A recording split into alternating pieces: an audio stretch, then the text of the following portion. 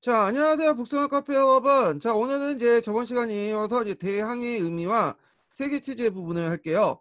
여기는 뭐, 어, 그 임용 시험에서는 거의 볼 건 없어요. 요 내용 자체가 그냥 어떤 관점을 소개하는 건데, 세계 체제, 그러니까 이때 세계 체제라는 것은 유럽 중심의 세계 체제죠. 이 유럽 중심의 세계 체제가 언제 형성됐는가, 그런 어떤 것들 얘기를 하고 있어요. 그래서 대개 보면 18세기 후반에서 19세기 체제 이후부터 산업혁명 전후로 해가지고 형성이 됐다라는 내용이 있고요.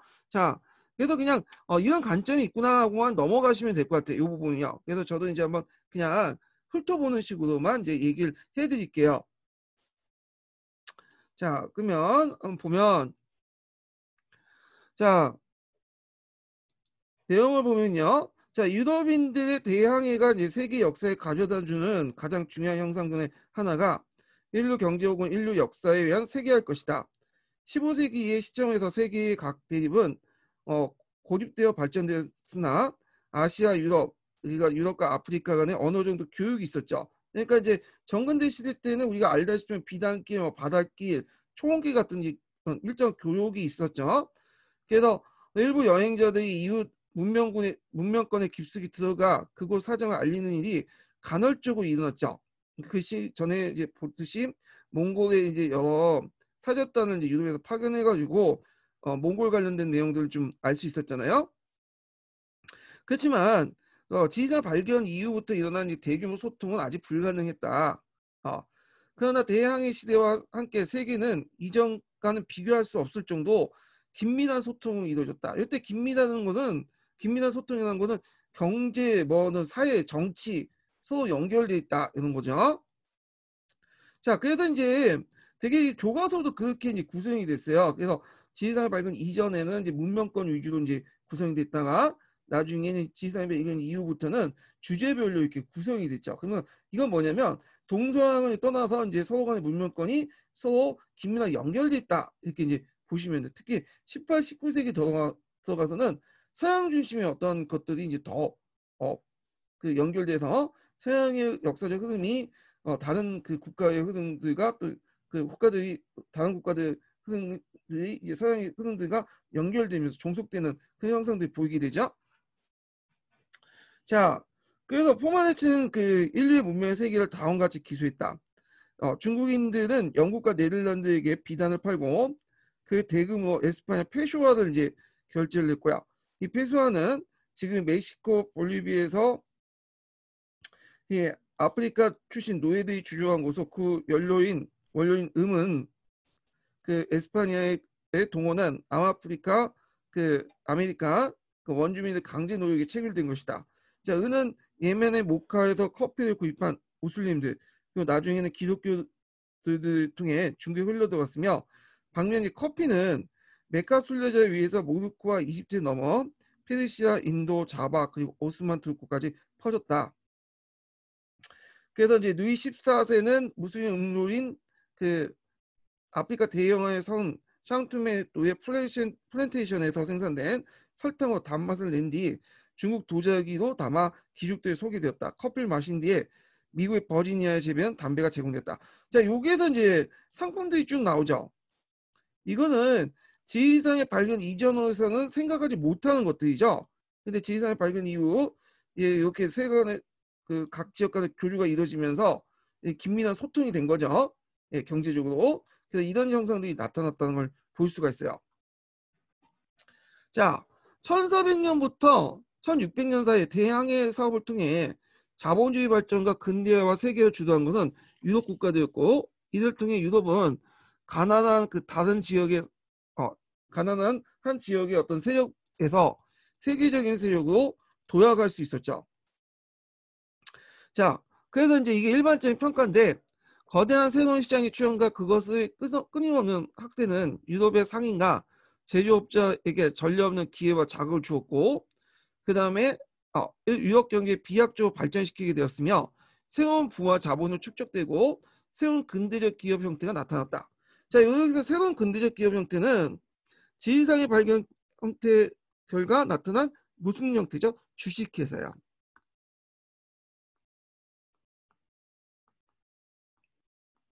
이 주식회사는 뭐 때문에 만드냐면 지인을 발견하려면 막대한 비용과 자금이 있어야 될 거 아니에요. 그 개인의 자금 가지고는 도저히 안 되니까 이제 주식 시장을 만들어 가지고 주식을 갖다 팔아요. 그래서 그 주식을 살 만큼의 비용을 이제 마련해서 그 주식을 팔아서 많은 사람들이 자본을 모집을 한 다음에 대량에서 돈 여러 가지 이제 그 결과물 그걸 금과 은을 주식에 투자한 만큼 사람들 비율을 이렇게 나눠주는 과정에서 형성됐던 것이 주식회사야. 그러니까 대량의 리스크를 분담하기 위해서 분산시키기 위해서 만든 형태의 주식회사죠. 그리고 대량하다 보면 이제 여러 가지 위험이 있죠. 리스크를 분산시키기 위해서 이제 보험이라든지 선물이라든지 이런 다양한 금융업 같은 들이 발달됐죠. 그래서 이제 그리하여 동적이고 세계적인 규모의 자본주의 체제가 본격적으로 발전되고 시민 계급이 무용무용 자라났다. 이때 시민 계급은 산업자본가를 얘기하죠. 그래서 유럽이나 아메리카를 통해서 아시아를 통해서 유통을 통해서 돈을 축적한 이런 자본가들을 얘기해요. 자, 그래서 대항해가 유럽인들의 비약적인 발전을 계기를 제공했다는 건 의심할 여지가 없다. 그로 인해 비유럽인들이 막심한 피해를 입은 것도 사실이다. 그렇다면 유럽이 언제부터 세계를 지배했는가? 이건 또 다른 문제죠. 서로 간에 이제 대항해를 통해서 경제주가 활발해진 건 그 사실이지만 유럽이 세계 경제를 지배한 건 또 다른 문제야. 왜냐하면 그 당시 대항해 시대 때 16세기 때만 해도 유럽은 물론 전 시대보다는 좀 발전은 했지만 그 뭐냐면 중국이나 인도에 비해서는 그렇게 생산량이 높지가 않았어요. 그래서 중국과 인도를 뛰어넘고 세계 체제를 이제 유럽 중심의 체제로 만든 거는 나중의 일이죠. 이건 19세기 들어와서 얘기는 건데 요 내용을 좀 읽어볼게요. 자, 이에 대한 의견이 나눈다. 한쪽은 서양이 지난 500년 동안 세계 나머지 국가들 대상으로 진정한 의미의 패권을 주장했다. 그러니까 지상의 발견 이후에. 그래서 다른 한쪽에는 비록 유럽인들에 의해서 새로운 상황이 신세계와 아시아에 전개됐지만 1500년에서 1800년까지는 아시아 세계 인구와 경제 활동이 세계 무역의 절대적인 비중을 차지했고 특히 중국과 인도의 비중이 상당히 많죠. 그리고 서양의 지배, 서양의 경제 지배는 18세기 후반 정도 산업혁명 이후라고 보시면 될 것 같다. 이렇게 이제 있는데 최근에 이제 후자의 주장이 힘을 싣고 있어요. 자, 그래서 이제 이게 그 갈색 책에도 나와 있죠. 방구사에 있는 내용도 이게 나와 있는데 요거 연결시켜서 좀 보시면 될 것 같아요. 자, 이 문제에 대해서 지금까지 많은 주장이 오고 가고 있고 명확한 답변을 내놓기 위해서는 더욱 많은 연구가 진행되어야 할 것으로 보이기는 하지만 최근 연구 성과는 후자가 기우는 듯한 모습이다. 대항해가 시작된 무역, 부와 군사력, 과학기술은 모두 중국, 이스라엘권 같은 아시아 세계에 우위 있었고 그 상태가 300년간 유지되다가 18세기 후반까지 19세기 초반에 역전이 되죠. 그 역전돼서 유럽과 미국 쪽으로 판세가 급속히 기울었던 것이다. 만약 이 주장을 받아들인다면 유럽은 1500년 이후 비유럽의 부를 엄청난 규모로 약탈됐음에 불구하고 이때 비유럽의 부는 되게 어느 지역일까요? 아메리카 지역이죠. 아메리카의 금과 은 또는 이 아프리카의 노예 이런 약탈적 무역을 통해서 아시아 인도와 중국 등지의 향신료나 비단, 차 이런 것들 가지고 왔던 거죠. 예. 자, 18세기 말에 이것은 유럽은 아시아를 따라잡지 못하고 있었으며 아시아가 부와 권력에 면에서 아주 늦게까지 세계 중심의 지위에 유지되고 있었다. 인 거죠.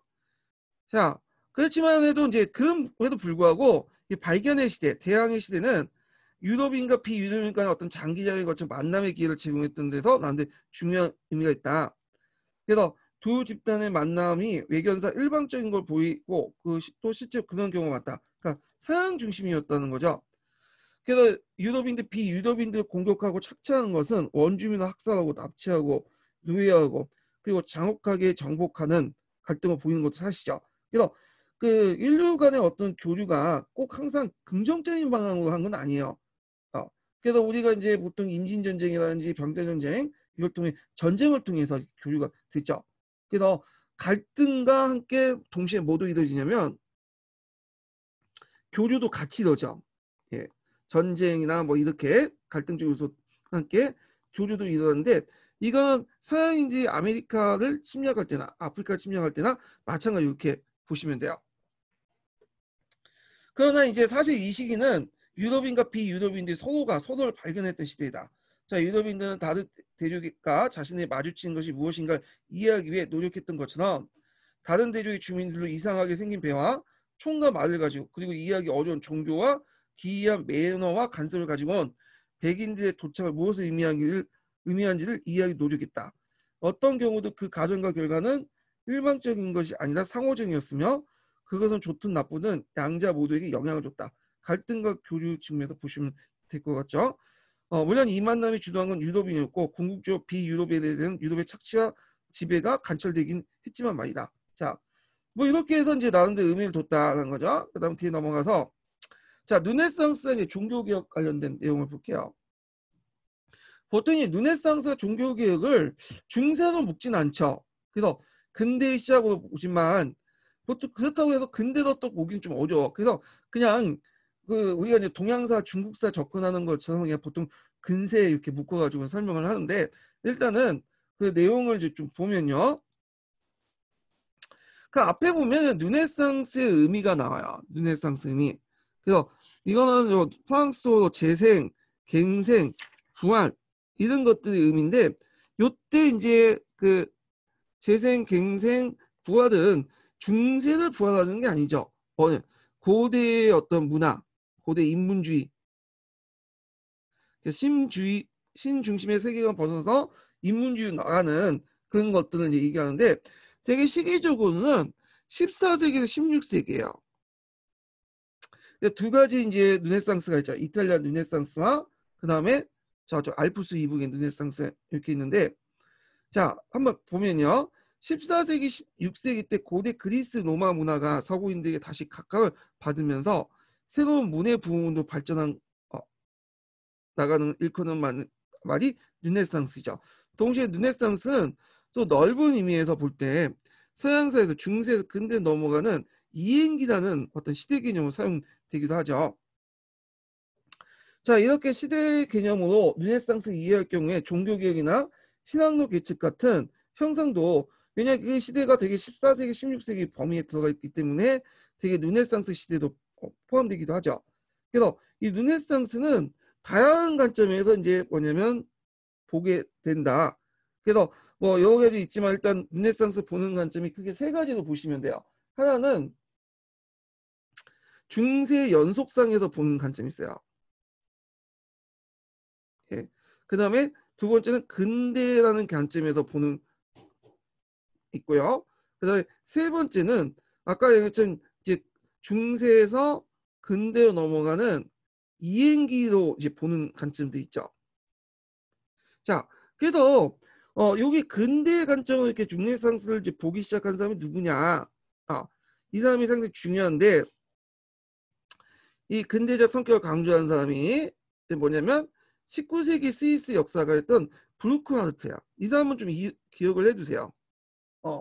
이 사람은 최초로 르네상스 개념을 확립했어요. 그래서 이제 주 이탈리아 르네상스 문화를 연구를 했던 사람인데 이 사람은 이제 어쩌면 르네상스 시기를 중세와 단절된 독립된 완성의 형태로 본 거야. 그래서 중세와 단절된 고대와 연결된 문화 형상으로 인식을 했고요.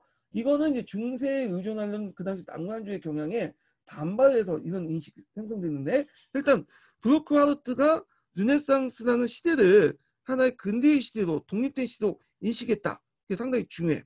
한번 읽어볼게요. 자, 19세기 스위스 역사가였던 브루크하르트라고 들 수 있는데 브루크하르트는 이탈리아 르네상스 문화를 연구하면서 이탈리아 도시국가에서 중세와 근본적으로 다른 새로운 문화, 즉 개인주의적이고 세속주의 경향이 성격이 강하다. 그래서 근대 문화의 꽃을 피우게 됐다고 주장했다.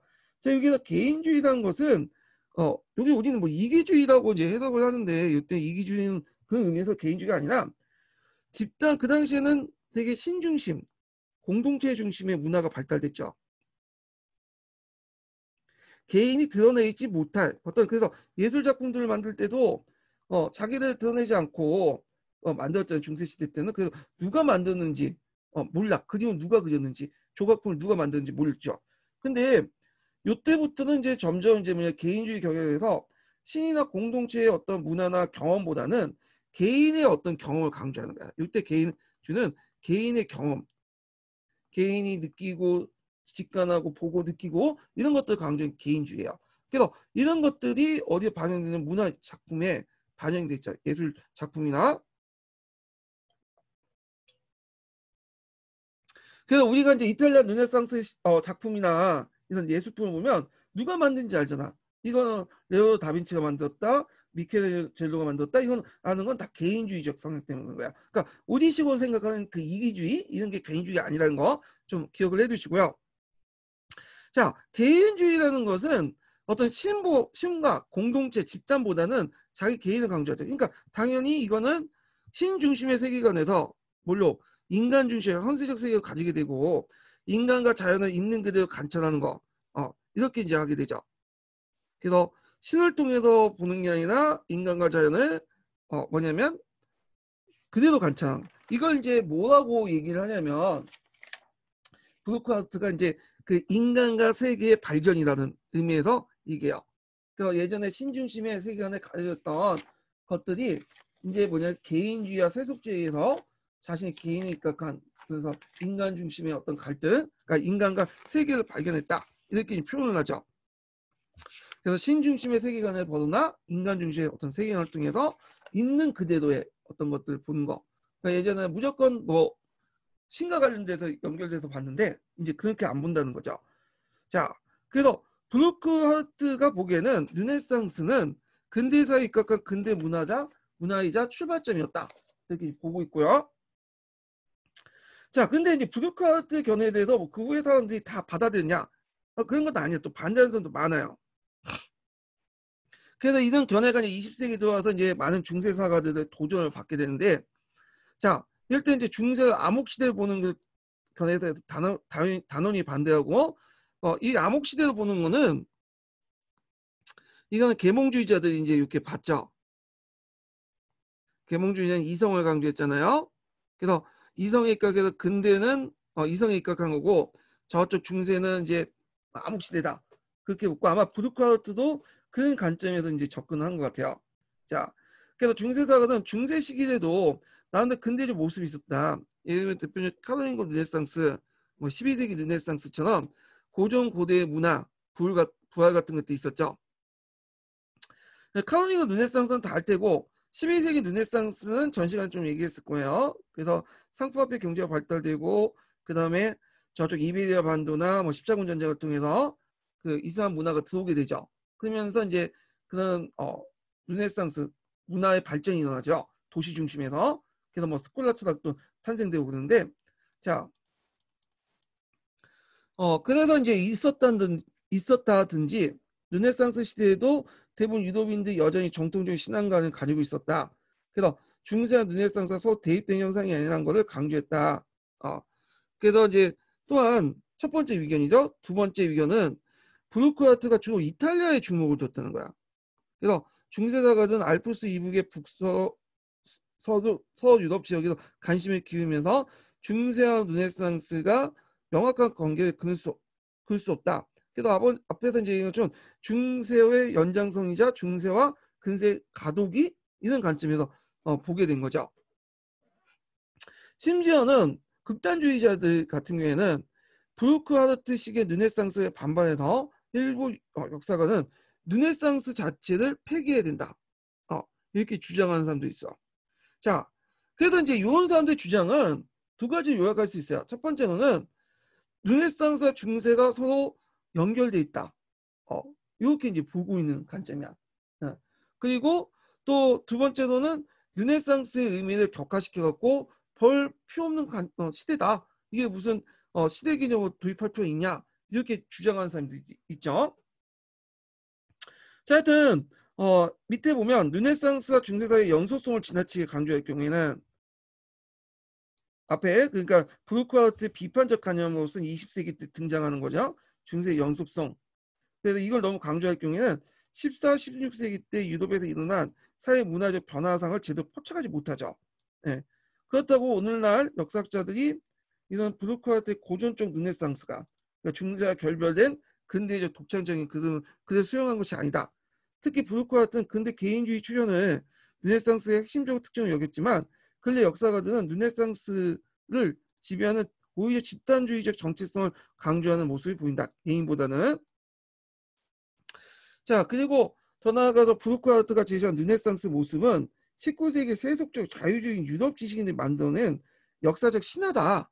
아, 그래서 이런 근본적인 비판까지 제기되고 있는 실정이다. 그래서 앞에 르네상스 자체가 만들어진 개념에 불과하다. 그래서 19세기 때 브루크하트에 의해서 현재적 관점에서 만들어진 것에 불과하다. 요번에 기출문제 나온 그 역사학 개념 있죠? 우리가 이제 뭐 조공채권 관계를 근대적, 자주적, 뭐 다원적 이렇게 보고, 그러니까 자주적이고 다원적으로 보고, 그 다음에 내재 외양 체제 뭐 이렇게 보는 것도 있는데 그때 당시에 사람들 그렇게 생각 안 하는데 우리가 우리 입장에서 보는 거다. 그런 입장을 또 르네상스에서 보고 있는 거야. 뭐 약간 텍스트론 이유가 비슷하죠. 자, 하여튼 이 르네상스를 이제 둘러싸고 다양한 해석과 중세 근대 넘어가는 이행기라는 복합적인 역동적 시대였다고 한다. 그래서 아까 중세 시대를 보는 거, 이행기, 근대를 보는 거, 뭐 등등 다양한 관점들이 존재하고 있다. 이렇게 있는데 제 생각엔 뭐 이런 문제는 안 나올 것 같고 다만 이제 브루크하우트만 좀 기억을 해두시면 될 거. 19세기 때 최초의 르네상스 개념 확립했고 그 르네상스를 시기를 중세와 독립된 어떤 완성 형태, 근대의 어떤 형태로 봤다는 거.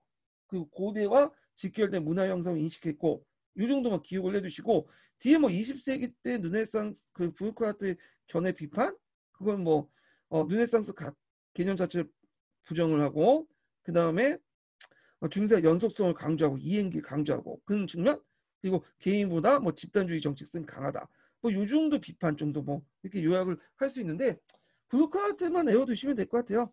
요즘에 뭐 카드 관점 같은 문제든 안 나오니까 이렇게 해서 이제 있고 그다음 인문주의라는 게 있어요. 인문주의. 자, 인문주의를 이제 보면 르네상스에서 볼 수 있듯이 이제 그 르네상스가 복귀를 하잖아요. 복원을 하잖아. 재생을 하죠. 그때 재생의 대상이 됐던 것이 어디예요? 고대 그리스 로마 문화죠. 고전이죠. 자, 이게 이제 되게 중요한 건데 이 그리스 로마 고전 시대를 연구하면서 가르친 인문주의가 이제 뭐냐면 그 르네상스 그의 시대의 정신을 잘 파악할 수 있다. 근데 여기에서 주의할 것은 뭐냐면 이제 오늘날 식으로 인문주의 생각하지 말라는 거자.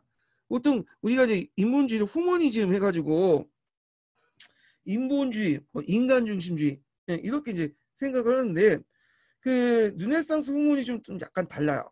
신과 종교 대신에 인간의 가치와 존엄성을 우선시해 강조하는 현대 후모니즘, 즉 인본주의와 좀 차이가 있다는 거죠. 이거는 인간을 중심하자는 것보다는 고전 연구와 관련된 거야. 고전 연구에 입각한 교육 문화 운동을 그 당시에는 인문주의라고 얘기를 했다는 거죠. 그래서 실제 후모니즘 어휘에는 라틴어의 후마니타스는 르네상스 시기의 인간의 품위에 가장 어울리는 교양 학문 이렇게 본 거야. 그래서 인간이 인간답게 만들기 위해서 교양을 갖춰야 될 거 아니야. 그래서 이때 이제 뭐냐면 주로 문법, 수사, 시, 역사, 도덕철학 같은 인문과학을 후마니투스를 인본주의라고 했고 그 인문주의의 이제 일환으로서 뭘 연구하기 시작한 거야. 예. 그 당시 그 서양의 고대 그리스 로마 고전을 연구한 거죠. 그래서 우리가 보통 인본주의, 이게 르네상스 후문제 인본주의, 인간 중심 이렇게 생각하지만 이거는 좀 약간 잘못된 오개념이고 지금의 관점에서 본 거고 이때는 인본주의가 아니라 그 인간으로서 교양적 인간으로서 자라나기 위해서 필요한 여러 가지 교양 학문을 배우는 걸 인문주의라고 보고 그 르네상스 시대 때는 인본주의 안에 교양 학문 안에 그리스 뭐냐면 로마 시대 때 고전도 포함되어 나갔다. 이렇게 이제 확장된 개념이다. 이렇게 보시면 돼요. 예. 교양 과목이 확장됐다.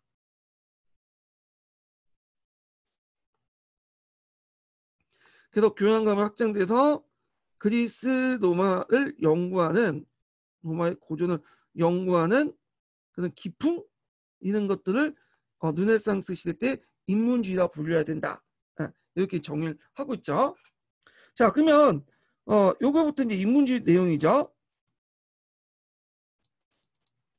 자, 르네상스 시대 키게러 같은 고대 작가들의 작품을 수집하고 연구한 인문주의의 공통된 특징의 목적은 원전으로 볼게요. 원전. 그래서 그리스 로마 시대 때 그 원전도 있죠. 그러니까 나중에 이제 중간에 중세나 시간이 지나면서 주석 붙이고 왜곡되고 훼손된 것이 아니라, 자, 그래서 14세기 때 이탈리아 신이었던 페트롤카, 최초의 인문주의자라고 하죠. 이 사람을 비롯한 주요 인문주의자들은 고대 작가들의 작품과 관련된 기존의 모든 주석서, 해석서를 거부하고 원조로 다시 돌아가려고 해요. 원조로 돌아서 이 원전 속의 작가의 견해를 원전을 되돌아가서 작가의 견해를 원전 자체의 문맥 속에 읽어야 된다. 그러니까 호대 사람들의 해석을 통해서 읽는 게 아니라 그 원전 자체에 들어가고 그 당시의 사회적 조건이나 관계 이런 걸 고려해서 읽어야 된다는 거야. 그런데 인문주의자들은 원전을 강조한 것은 결국 단순한 머나먼 과거에 대한 맹목적 집착에 의미하지 않는다. 왜냐하면 인문주의자들은 고대 원전을 연구함으로써 그 당시 중세 스콜라 철학을 비롯한 기존의 정통적 가치들 비판할 수 있는 역량을 가지고 있다. 왜냐하면 중세 스콜라 철학이라는 것 자체가 아리스토텔레스 철학이라든지 그다음 플라톤 철학도 들어가 있죠. 그래서 이 원전을 다시 읽으면서 종전의 아리스토텔레스와 플라톤 철학을 뒤에 이제 해석한 거 있죠. 그걸 대해서 잘못됐다고 주장을 할 수 있는 거지. 그래서 고전 자체를 연구할 수 있는 인문주의자들은 고대 작가들의 세계와 그들이 중세를 규정한 세계 차이를 깨닫게 되었고, 그 결과 주어진 특정 대상을 역사적 맥락에 따라 비판적 역사 의식을 형성할 수 있었다. 그래서 15세기 때 대표적인 게 비판적 역사 의식의 대표적인 것이 원전을 다시 읽자. 그래서 그 이탈리아 로렌츠 발라라는 사람이죠. 이 사람은 원전 속의 문맥을 보고 보니까 우리가 이제 그 콘스탄트 기진장 있죠. 이것이 잘못됐다는 거야. 이것은 원전에 비칠 때 이건 나중에 조작된 것이다.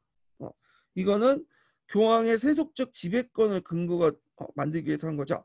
이 콘스탄트 기진장은 콘스탄트 대제가 그 서방구 땅들을 누구한테 맡겼다는 통치권을 교황한테 맡겼다. 근데 그걸 나중에 교황이 이제 울고 먹죠. 이 카로lin과 왕조들과 대응할 때 뭐 피핀이라든지 그 카로스 대제가 뭐 할 때 왕이나 그 다음에 선호마 황제가 임명할 때 요걸 이제 울고 먹는데, 이거는 그 원전을 보고 다른 역사책을 이제 비판 검토한 결과 4세기가 아니라 8세기 때 만들어진 위조문서라는 걸 밝혀내죠. 예. 이런 것들은 고전 고대의 어떤 부활을 통해서 원전 연구를 통해서 이거는 성과죠. 그래서 고전 고대의 부활 그 자체보다 고전 접할 새로운 역사적 시각을 바라보기 시작한 르네상스 인문주의 특성을 잘 드러내고 있다. 그러니까 단순한 부활뿐만 아니라 그 부활을 바탕으로 해서 새롭게 이제 비판적 시각으로 비판적 시각 나가는 그런 르네상스 인문주의 특성을 잘 보여주고 있는 거죠. 자, 중세 학자들은 고전을 이용할 때 고전 고대의 문명과 자신의 시대 사이의 간격 사이를 명확히 인식하지 못한 방면에 인문주의는 원전을 중시하면서도 이 아까 얘기한 것처럼 맥락을 본다고 했죠. 역사적 맥락. 그렇기 때문에 그 만들어진 시대를 일정한 거리를 두고 역사적 맥락 속에서 파간다. 그래서 좀 약간 사회경제적 측면에서 접근할 수 있다는 거죠. 사료 비판을 통해서. 자, 이런 인문주의는 당연히 대중적인 성격보다는 엘리트적 속성이 강하죠. 인문주의와 르네상스 시대 주요 예술품을 수용했던 집단이 소수의 교양 엘리트 계층이기 때문에 되게 이들 이제 그 여기는 물론 이게 이탈리아 르네상스만 좀 한정돼서 얘기했지만 이탈리아 르네상스 예술 작품들 소비했던 계층들이 한정돼 있어요. 예를 들어 돈 많은 대부유주아 출신들, 그 다음에 메디친과 같은 권력을 장악한 사람들, 그 다음에 교황들, 고급 성직자들 이런 사람들이야. 예. 자, 그래서 이들의 후원을 받고 했기 때문에 되게 보면 이들의 이제 인문주의 고전 연구도 되게 보면 대중들하고 별 관심이 없는 그리스 로마 시대 고전을 복구시키고 문맥을 파악해 비판하는 그런 경우가 되게 많아요. 예. 그래서 인문주의자 역시 되게 부유한 가문 출신이나 궁중이나 상층 시민계층의 후원을 유지하는 경우가 많기 때문이다. 자, 그래서 15세기 때 이탈리아에서 시작된 인문주의 교육과정은 공화정이든 전제군주주의든 정치 권력에 참여한 엘리트 육성하기 적합하기 때문에 르네상스 시대를 뛰어넘은 20세기 이후까지 서양식 교육제도의 중요한 흐름을 남게 됐다. 이 엘리트 위주의 교육제도죠. 그래서 그리스 로마 고전을 연구하고 이런 것들은 다 그 대중들보다는 엘리트 위주의 어떤 교육 형태인데 이런 것들이 지금도 서양 교육제도에 남아 있었다 이렇게 보시면 되겠죠. 자, 인문주의를 중시하는 원전을 읽기 위해서는 라틴어가 필수죠. 그러다 보니까 라틴어를 구사할 수 없는 그 하층 민중들이 인문주의 교양에 갖춘 특권층이 진입하기 힘들었고, 하층 민중들은 이러한 점에서 그 르네상스 흔히 일종의 의도된 엘리트 사회다 이렇게 볼 수가 있어요. 근데 이게 계속 나오니까 이제 그 엘리트 위주의 하다 보니까 르네상스 대중과 상관없겠다 이렇게 얘기를 할 수 있겠지만 이거는 이탈리아 르네상스만 한정해서 얘기를 하고 있는 거야. 뒤에 이제 북유럽 르네상스는 좀 성격이 좀 달라요. 좀 민중적인 어떤 참여적인 성격이 강해. 이건요. 자, 흔히 르네상스 시대는 사람들 사이에 세속적이고 선세적 가치가 지배적이었던 시대도 잘 알려져 있다. 물론 르네상스에 있는 물질적 재산과 권력, 명예, 쾌락 같은 세속적 가치를 강하게 추구했고 피코 델레 밀렌도라 같은 인문주의자들은 자유주의를 지닌 인간을 예찬하면서 인간성에 대해 상당히 낙관적인 견해를 포명했다. 그렇지만 이제 교회의 가르침은 이제 뭐냐면 벗어나는 사람도 있긴 있었어요. 그렇지만 대체적 인문주의자들은 기독교 자체의 근본적 해결을 취하지 않았어요. 그래서 인문주의를 반기독교 반종교적 운동으로 우회하는 것은 잘못된 것이다. 특히 이탈리아 르네상스 같은 경우에는 약간 반기독교보다는 친기독교적 성향이 강해요. 그리고 이제 나중에 북유럽 르네상스 넘어가면서 이제 원전의 복귀 대상이 그리스 로마 시대 고전이 아니라 이제 뭐가 돼? 구약 성서와 신약 성서죠. 그러면서 이제 약간 종교 개혁적 성향이 있지만 아직까지는 종교 개혁 틀 안에 그러니까 그 아직까지는 카톨릭 틀 안에서 개혁을 하자는 것이었죠. 그다음 뒤에 이제 종교 개혁하고는 좀 다른 모습을 보이죠. 물론 종교 개혁도 이제 북유럽 르네상스의 영향을 받긴 하지만 아직까지는 그렇다는 거죠. 근데 이탈리아 르네상스는 여긴 이탈리아 르네상스니까 종교적 성격이 좀 강했다. 그리고 반종교적 성격은 좀 약했다 이렇게 보시면 돼요. 자, 그래서 그 내용들이 쭉 나와 있는데 페트르카가 순례나 어떤 실제 필요 때문이 아니라 단순히 자연 건강을 지키기 위해서 남북 프랑스 방투상에 올랐다는 이유는 흔히 부르크하트가 해석된 세계의 발견, 입증한 건데 개인의 입장에 개인의 경험을 해서 개인의 어떤 경험을 해서 세계를 이제 보는 그런 걸 했지만 실질적으로 정상에 오는 페트르카는 성 아우구스티누스의 고백론을 꺼내들면 이런 즐거움 때문에 인생의 영적인 목적에서 벗어나면 안 된다는 점을 대세경 이단은 이걸 잘 시사하는 바다. 사실 인문주의자들은 이상적인 인간성을 설정하기 위해 이교적인 고전 고대 문화와 기독교 정통을 정복시키려 상당히 노력을 했고 그래서 르네상스 인문주의자는 결국 기독교의 대립 명제가 아니었고 그 당시 북유럽의 기독교 인문주의자가 잘 드러났다. 이렇게 보시면 되겠죠. 기존의 교회 틀 속에서 뭐냐면 행동했다. 그리고 이 기독교 인문주의자도 교회를 비판하는 거지 카톨릭 교회를 비판한 거지 교회 자체를 부정한 게 아니에요. 예. 그렇지만 이 기독교 인문주의 특히 에라스무스의 영향을 받은 이제 그 루터 같은 사람들은 교회 자체를 이제 부정하게 되죠. 예. 그래서 북서유럽의 기독교 인문주의자들은 그들이 의도하지 않았지만 이 루터에 영향을 주게 된 거야. 특히 교회 자체를 부정해서 새로운 교회를 만들게 되는 토양 역할을 했죠. 그렇지만 아직 기독교 인문주의자 자체에서는 교회 비판뿐이지 교회 자체는 부정하지 않았다. 자, 이건 뒷부분에 있으니까 좀 더 얘기를 하고요. 자, 그러면 이탈리아 르네상스 이제 좀 보죠. 자, 그럼 이탈리아에서 왜 르네상스가 먼저 탄생이 됐냐? 그 여러 가지 이유가 있겠죠. 서기하고 종합적으로 이제 봐야 되는데 첫 번째는 이제 고전 문화 정통이 남아 있었다는 거죠. 아이고 이게 왜 또 그러나요? 예. 고전 문화 정통이 남아 있었다.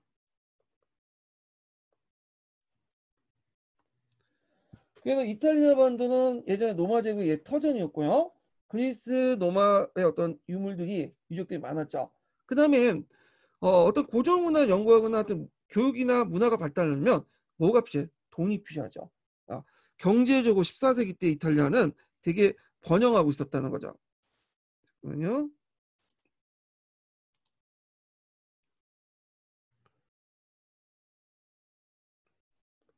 자, 경제적으로 상당히 번영을 누리고 있었다.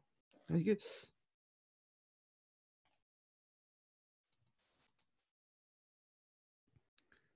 얘가 민감하네요. 경제적 번영을 누리고 있었다. 그래서 이제 지중해 무역의 중심지역 경제 번영을 누리고 있었고요. 그다음에 이제 아까 얘기했지만 이탈리아 르네상스 같은 경우에는 부유한 시민 계급이 형성돼서 그들 후원해 줬죠.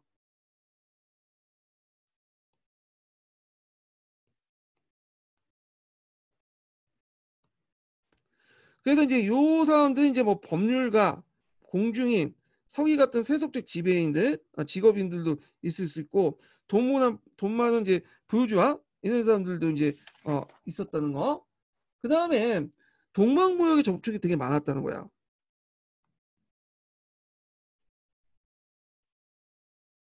특히 비잔팀 쪽에 접촉이 많았죠.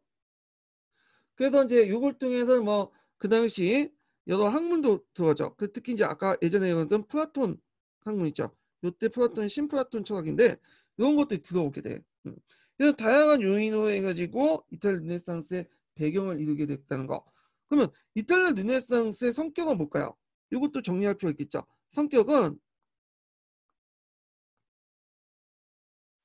신미적이고 그 다음에 귀족적이고 문해지향적이다.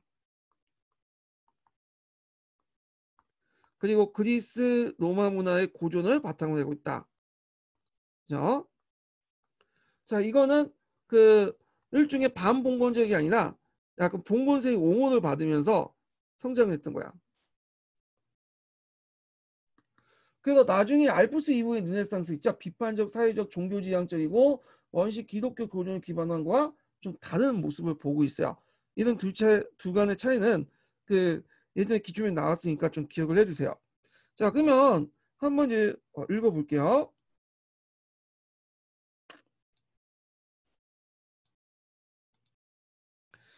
자, 이탈리아는 서유럽의 다른 나라들보다 일찍이 봉건제가 무너지고 산업과 도시가 발달된 지역이었죠.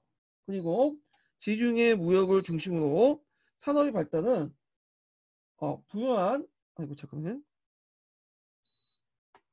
그 부유한 시민계층에 추천하게 되는데 이 상층 시민계층은 도시의 세속적인 생활에 부합하는 새로운 문화와 교육체가 필요했다.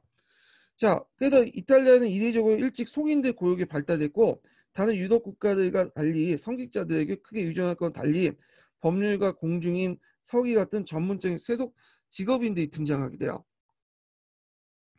자, 이런 그 변화는 이탈리아 도시민들에게 자치적인 도시 공동체에 기초했던 고대 로마 문화에 대한 새로운 관심을 불러일으킨 계기가 되었다. 그 가능했던 것이 이탈리아는 고전 문화의 정통이 아직 남아 있었기 때문에 가능했던 거죠. 그 다음에 이제 두 번째 단락을 보면 11, 12세기 때 꼬문 운동을 주도했던 부유한 상층 시민들은 봉건 귀족들과 함께 도시 문부의 계층이 형성됐고요. 되게 남유럽형의 도시 그 꼬문 운동의 특징인데 남유럽 같은 경우에는 이런 그 종제 귀족 계급을 뭐냐 몰아내지 않고 그들과 협력해서 이제 도시 국가를 꼬문을 만들죠. 어, 그래서 이제 이들과 결합하면서 도시 문벌 귀족 계층이 이제 뭐냐 만들어져요. 그래서 이들을 통해서 이제 이탈리아 도시 국가 체제가 출범시키는데 결정적인 역할을 했다.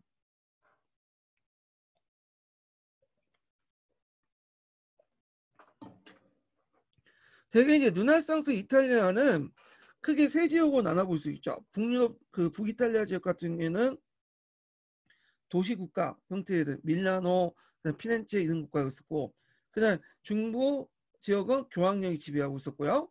그다음 남부는 그 농업지대죠. 양시칠리아 왕국 이렇게 있는데, 자, 이 내용을 보면, 자, 르네상스 이탈리아는 밀라노 공국, 피렌체 공화국, 베네치아 공화국, 요거 하나하나의 위치나 그다음 각각의 공화국의 특징들 파악을 해두실 필요가 있겠죠. 예전에 기출문제에 나왔던 거죠. 수십 개 도시국가 자리 잡고 있는 북부, 그 다음에 교황령에 위치한 중부, 나폴레옹 왕국, 양시치나 왕국이 있던 남부로 이렇게 나눠져 있다. 처음에 도시국가들은 공화정의 정치 형태를 갖추고 있었지만 사회경제 위기가 심화되면서 정치 권력이 집중됨에 따라서 한 개 가문에 의해서 전제적인 어떤 지배체제가 우위가 점하게 되죠. 그 예를 든 게 이제 필렌체 메디친가가 있죠. 메디친가. 그래서 필렌체라는 나라는 어디에 위치해 있냐면 여기 이제 있어요. 교황령 북쪽에 있어. 교황령 바로 북쪽에 있어요. 이게 교황령이면 제가 지도를 잘못 그리는데 그 위에 이제 토스카나 평원이 있거든요. 여기 부분에.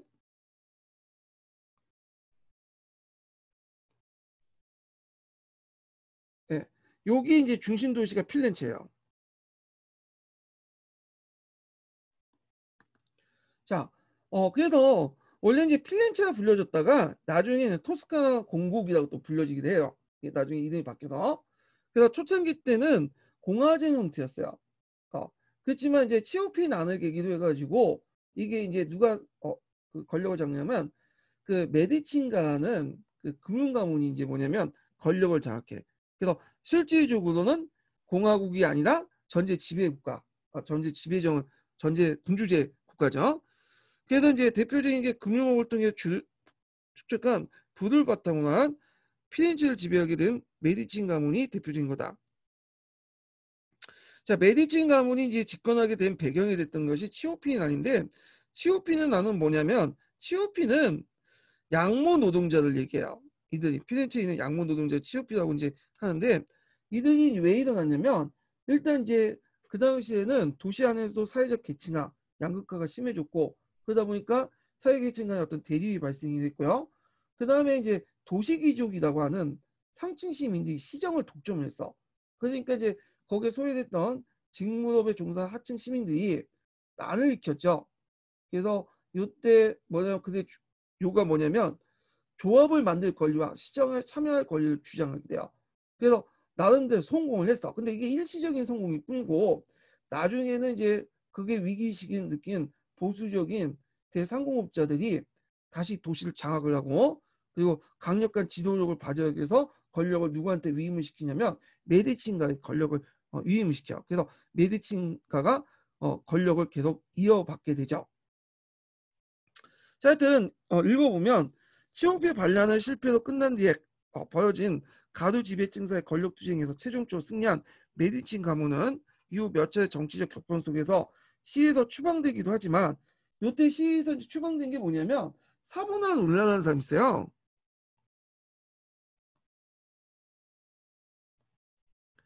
상당히 이상주의자고 신비주의자를 주장하는데 이 사람이 아마 교회 성직자일 거예요. 이 사람이 신정 정치를 제창해요.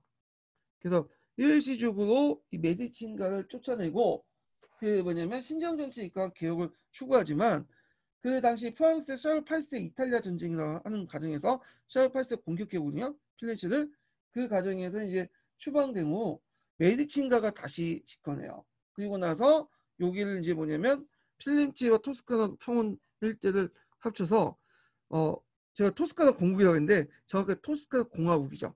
공국은 아니고 예.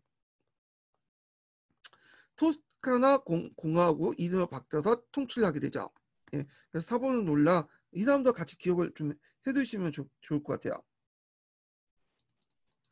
자, 그래서 끈질기게 권력을 유지하면서 필렌체 공화주의 정통을 서서히 고사시켜 나갔다. 자, 그래서 난립하는 군소도시 국가를 다스렸던 이탈리아 통치자들을 시노레라고 해요. 이때 이제 그 메디친가 외에도 그 당시 밀라노라는 도시국가가 있어요. 밀라노 도시국가는 스포르자 같은 국가들 가문이 있었거든요.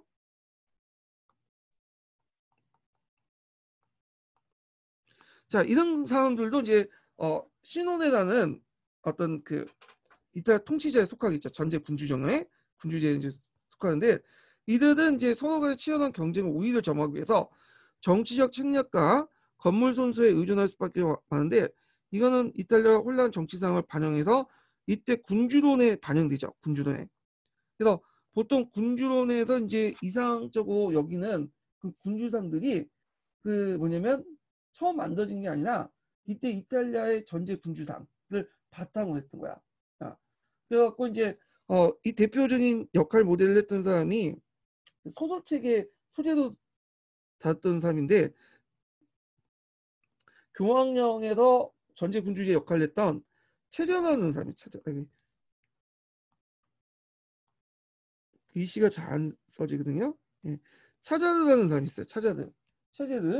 차자르 보르지아라는 사람이 있어요. 차자르 보르지아. 이 사람의 어떤 걸 역할 모델을 했던 거야. 이 사람도 이제 마키아벨리의 군주에 입각한 그 어떤 사람도 비슷한 군주상하고 비슷한 사람인데, 이 사람이 역할 모델을 했다고요. 그리고 이 사람이 원하는 것은 뭐냐면 프랑스나 에스파냐, 독일처럼 한 명이 짓거나 강력한 군주국가 이런 것들을 원했어요. 왜냐하면 이탈리아가 도시국가로 분열되다 보니까 계속 그 외부에 침해받거든요. 뭐 독일로부터 공격도 받고 이탈리아, 프랑스부터 공격을 받다 보니까 이제 강력한 군주를 통해서 그 뭐냐면 하나 통일국가를 원했던 거죠. 그래서 이제 이때 르네상스 최고 이론가인 마키아벨리는 강력한 지도자의 통치를 옹호하면서 정치를 종교와 도덕의 영역으로부터 분리시켰어. 그러니까 뛰어난 사람은, 정치가서 뛰어난 사람은 도덕적으로 깨끗하고 종교적 신앙인은 아니라는 거죠. 예. 오히려 도덕적으로 타락하고 뭐냐면 종교적으로 뭐냐면 별로 좋지 못한 판단을 받는 사람이라도 정치를 잘할 수 있다는 거야. 예. 요즘 많이 느끼죠. 개인적으로 착하다고 해서 그 사람이 도덕적이라고 해서 그 사람이 꼭 유능한 건 아니에요. 정치적으로 유능한 거는. 자, 그래서 흔히 오해되고 있는 것처럼 마키아벨리는 모든 정치적 도덕률을 폐기하자는 건 아니고, 어, 그는 이후 근대 국가의 이데올로기에서 자유된 국가 이성의 이념이나 공화주의 같은 중요한 정치 이념 후세에 물려줬다. 자, 그래서 정치적 도덕률을 다 폐기하는 게 아니라 지킬 건 좀 지키지만 우리가 얘기하는 개인적인 어떤 도덕을 가지고 정치 도덕을 얘기하지 말자는 거야. 예. 그리고 이 사람이 또 내세운 게 국가 이성이라는 개념이거든요. 국가는 단순히 개인의 집합이 아니죠. 그 자체로서 그 개인의 이해관계를 떠나서 그 존재의 이유가 있는 거야. 그래서 국가 권력이 법, 도덕, 종교보다 더 우위에 있어야 된다. 이렇게 이제 주장을 했던 것은 국가 이성인데, 자, 이거는 나중에 절대주의 시대 때 큰 영향을 주죠. 이 국가 이성의 행사자를 누구로 봤죠? 예, 절대 군주로 봤죠. 그래서 절대 군주는 법이나 도덕, 종교보다 더 우위에 있는 거죠. 예. 자, 그래서 이런 것들은 후에 이제 영향을 미쳤고요. 그래서 이탈리아 통치자들은 자신의 권력을 대내적 가시하기 위해서는 단순히 예전처럼 군사력만 유전해서는 안 되겠죠. 자기가 그만큼 이제 뛰어나고 권위를 가시하기 위해서는 뭔가를 보여줘야 될 거 아니에요. 그래갖고 그 명성이나 위신을 획득하기 위해서, 권위를 획득하기 위해서 주로 인문주의와 예술을 경쟁적으로 지원을 해줬어요. 그래서 그 당시 르네상스가 발달했던 것도 이런 군주들의 지원 때문에 가능했던 거죠.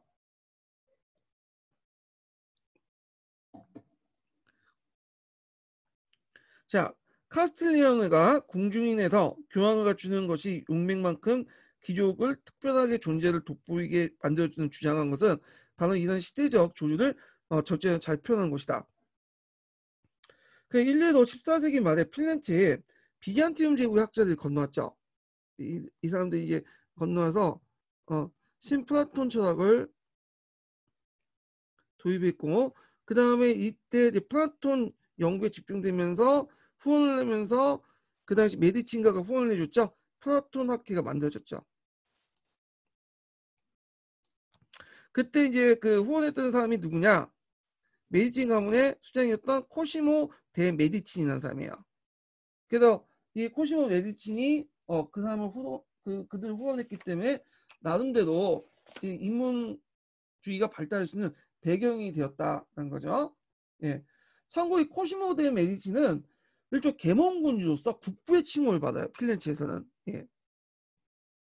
그 다음에 메디치 가문의 이제 후원으로서 미술 분야에도 빚을 받았는데 이 코시모 손자였던 로렌체 데 메디치라는 사람이 있어요.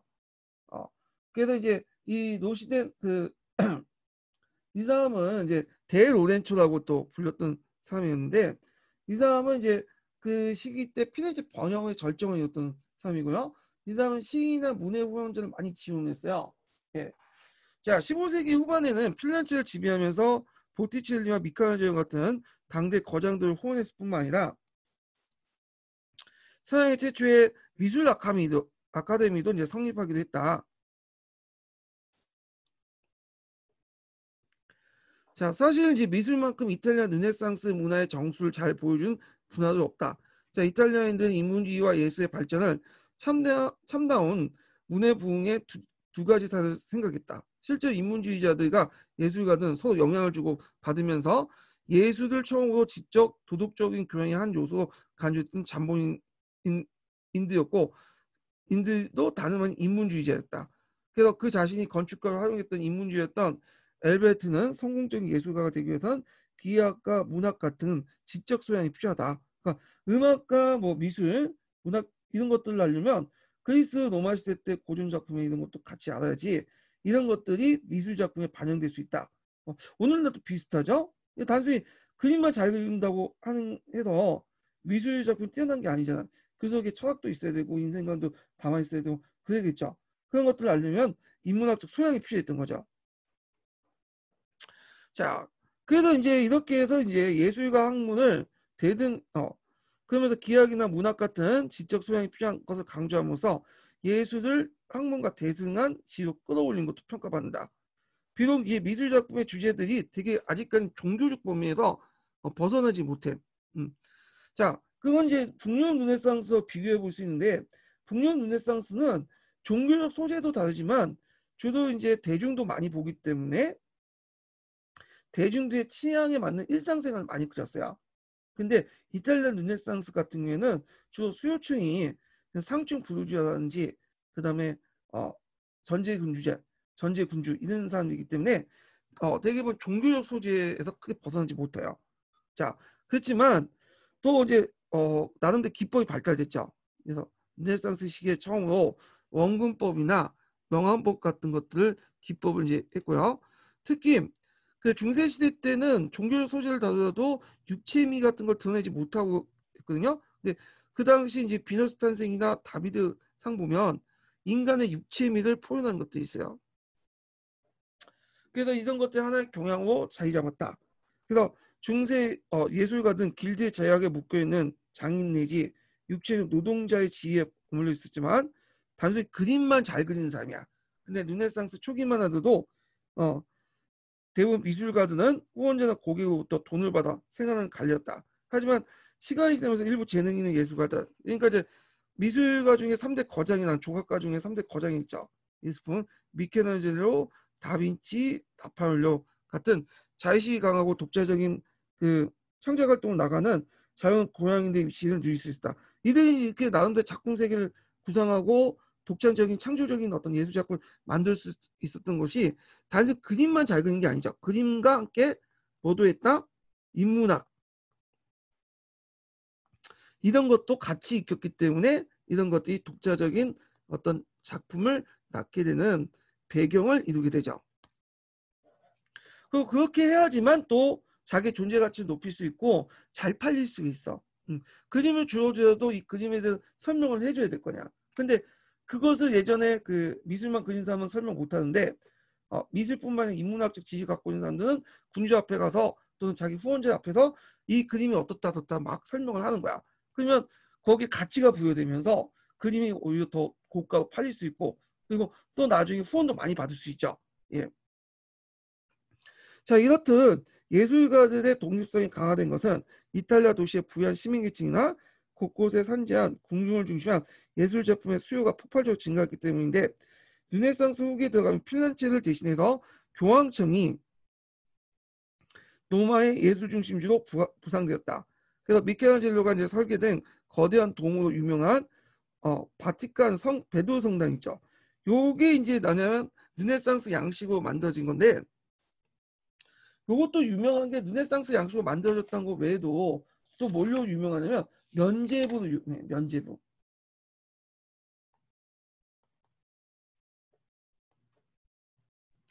그 독일의 면제부 판매의 어떤 배경 중에 하나가 이 성 베드로 성당의 건축 비용을 마련하기 위해서 필요했거든요. 그래서 면제부를 판매했던 걸로 유명하죠. 그래서 나중에 이게 종교개혁과 연결되죠. 루테 종교개혁과 연결되는데 이런 측면도 한번 보시면 될 것 같아요. 자, 그러면 이탈리아 르네상스가 끝났고 그 다음에 이제 북서유럽의 르네상스 보죠.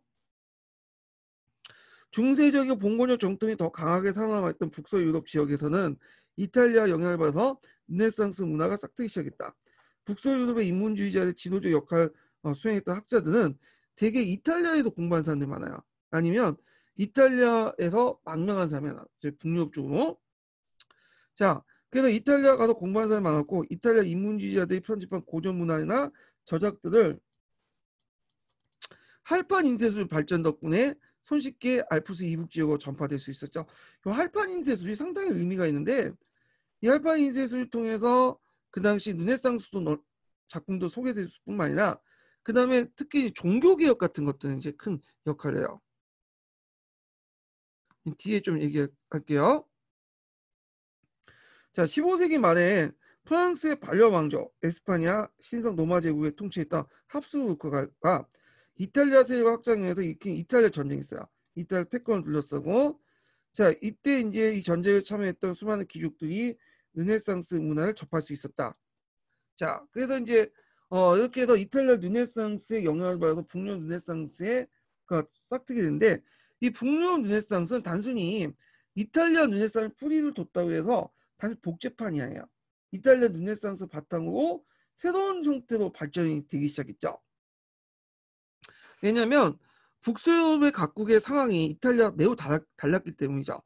특히 북서유럽, 6대 북서유럽이라는 거는 주로 독일, 뭐 네덜란드, 그 다음에 주로 프랑스 뭐 그런 지역이에요. 넓게 보면 스페인까지 포함될 수 있겠네요. 스페인 뭐 영국까지. 자, 그래서 이들은 고전적 인문주의 각자의 필요에 따라 선택적으로 수용했어. 예. 무엇보다 북서유럽 인문주의자는 원조로 돌아가자 하는 것들이 그 인문주의자 슬로건이죠. 근데 이제 요거까지는 동의해. 근데 요때 원전의 의미가 달라요. 뭐가 다르냐? 대개 보면 이제 그 예전에 이탈리아 르네상스의 원전의 의미는 고대 그리스 로마 작가들이 원전이었죠. 근데 이 북유럽의 인문주의자들은 그렇게 생각 안 해. 원전은 요게 아니라 성경이야, 성경. 그러면 성경은 그 당시에 있었죠. 라틴어로 출판한 불가타가 있었어요. 근데 이게 라틴어의 불가타는 교회에서 만들어 놓기 때문에 이게 이제 뭐냐면 왜곡이 많을 수 있지, 번역하는 과정에서. 그래서 종전의 그 신약 성경과 구약 성경 원조로 돌아가자는 거야. 참고로 여기 있지만 여기 잘 보이는지는 모르겠지만 여기 있죠. 구약 성경은 시브리어로 있고요. 그 다음에 신약 성경은 그리스어로 이제 뭐냐면 있어요. 이건 시브리어가 나중에 그리스어로 번역된 거고 신약 성경은 그리스어로 이제 이렇게 번역이 됐죠. 그래서 구약 성경 시브리어를 그리스어 번역된 것을 다시 라틴어로 번역됐고요. 그다음에 그 앞에 원래 신약 성경이 그리스어로 했죠. 이 그리스어를 다시 라틴어로 번역을 했어. 그래서 만들어진 그 성경이 그 불가타 성경이죠. 이 불가타는 주로 교회에서 번역된 거예요. 교황청에서. 그래서 불가타 성경은 그 중세의 서방의 교회의 표준 성경으로 자리 잡는데 문제는 이게 교회에서 번역하다 보니까 의역이 많아요. 의역. 자기식대로 번역이 많아. 원전에도 없는 내용을 의역을 해갖고 갖다 붙이고 그렇게 있죠. 그래서 이 의역을 바탕으로 해서 교회와 교황의 권위를 행사하죠.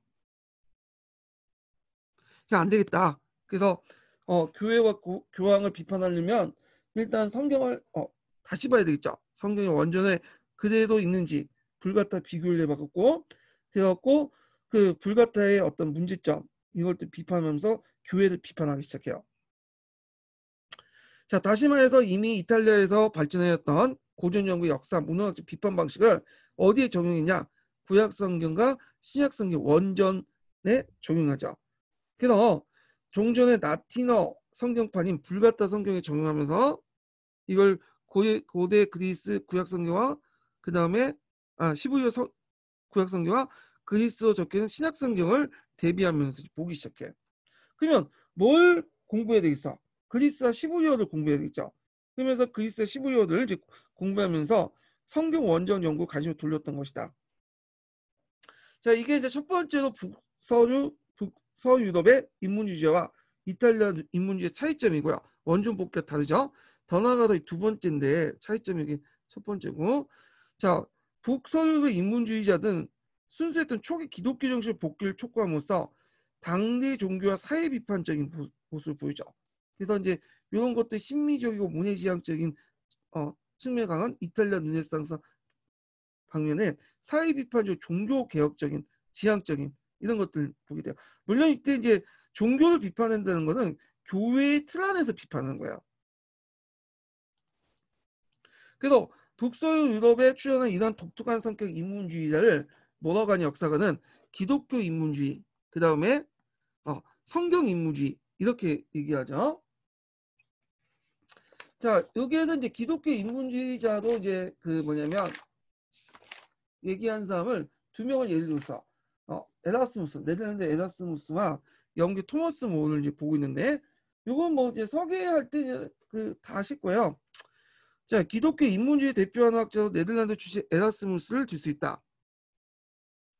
그는 우신예찰을 통해서 타고난 풍자설 통해 돈과 권력만을 추구하는 부패한 권력 교회와 성직자를 통렬히 비판했고요. 이 사람이 이제 예전에 기출문제 나왔지만 이건 나왔죠. 라틴어 번역과 주석을 갖춘 그리스판 신약성경을 어. 그래서 원래 신약성경 원본이 그리스판이죠. 그래서 그리스어판을 이제 원본을 이렇게 해놓고 여기에다 라틴어 번역과 주석을 달았어요. 예, 여기가 원전이고 이게 그리스 원본이고 여기가 라틴어 주석이야. 주석과 번역이야. 그래서 예전에 불가타의 어떤 그 성경책이 의혹이라는 걸 밝혔죠. 그래서 후에 종교개혁하는 사람들 있죠. 종교개혁 사람들이 자고 성경책을 발행을 하죠. 근데 이런 사람들이 뭐 그리스어와 시브리어를 능통해 갖고 번역한 건 아니고요. 대개 보면 요 에라스무스의 그 신약 성경 있죠. 이 신약 성경을 바탕으로 라틴어 성경판을 중역한 거예요. 그러니까 불가타를 번역한 게 아니라 그 이 라틴어 주석 있죠. 원전을 그대로 번역한 직역한 것을 다시 자국어 번역한 거야. 그 대표적인 사람이 누구야? 루터죠, 루터. 네, 루터도 이제 신약성경 번역할 때 이런 식으로 번역을 한 거예요. 불가타가 아니라 에라스무스의 신약성경을 가지고 와서 이 라틴어 주석판을 중역해갖고 다시 번역을 한 거다. 자, 그 에라스무스는 교회의 폐해를 호독하게 비판하긴 했지만 로마 카톨릭에 대체한 새로운 신학적 대안을 제시하지 않았고 그러려고 하지도 않았죠.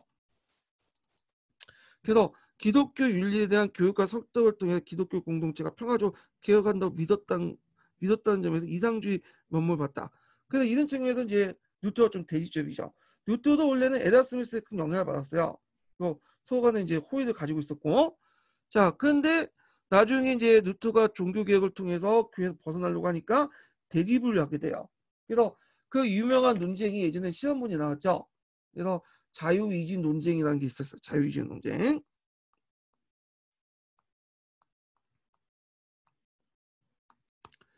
자, 이 자유의지 논쟁은 제가 예전에 강의 시간 때 몇 번 얘기를 했기 때문에 요 정도만 잊고 이제 할게요. 되게 이제 에라스문 여존론, 루트는 노예의지론, 해가지고 자유주의 논쟁이 일어났다는 거 예전에 기출문제 나왔으니까 좀 기억을 해주시고요. 자, 영국의 대법관을 영위했던 토마스 모어는 당대 정치적, 사회적 병폐에 대해 또렷이 인식하고 있다는 점에서 독보적인 인문주의자였다. 그래서 모어는 유토피아에서 빈부격차의 심화를 비롯한 영국의 사회적 문제, 특히 이제 이때 제1차 인클루즈 운동이 있었죠.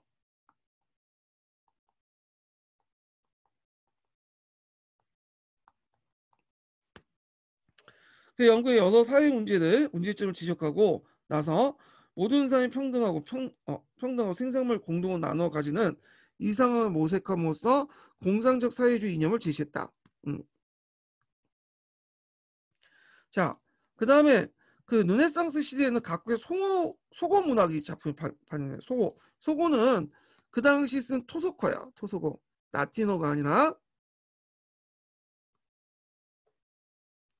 그래서 뭐 프랑스에는 불어, 뭐 영국에서는 영어 이런 것들이죠.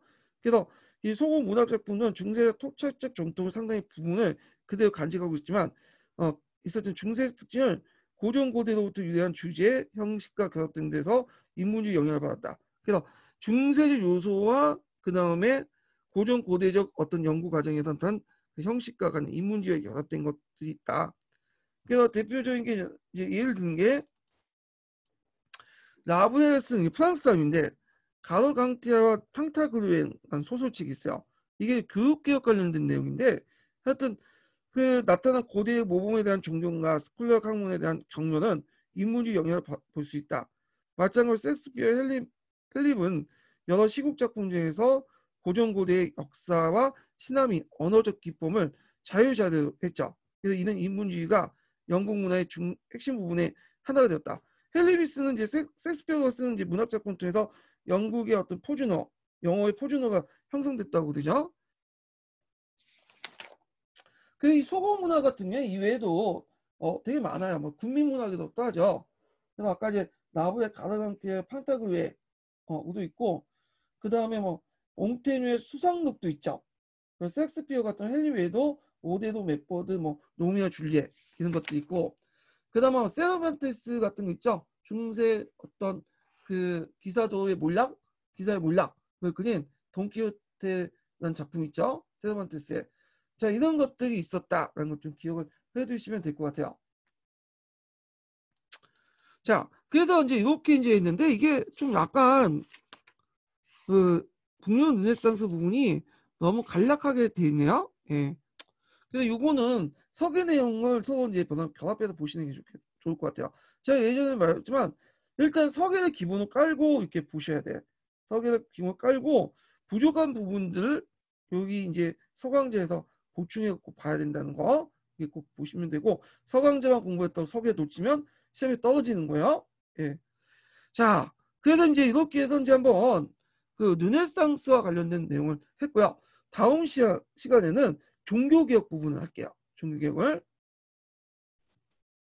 그래서 오늘 이제 수고하셨고, 예, 다음 시간에 뵙겠습니다.